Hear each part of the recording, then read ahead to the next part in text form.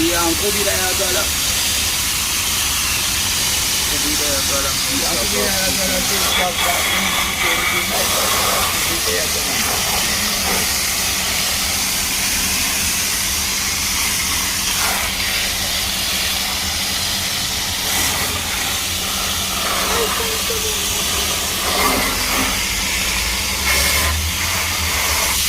Ebiwola bisiga okukosa ebintu eby'omugaso.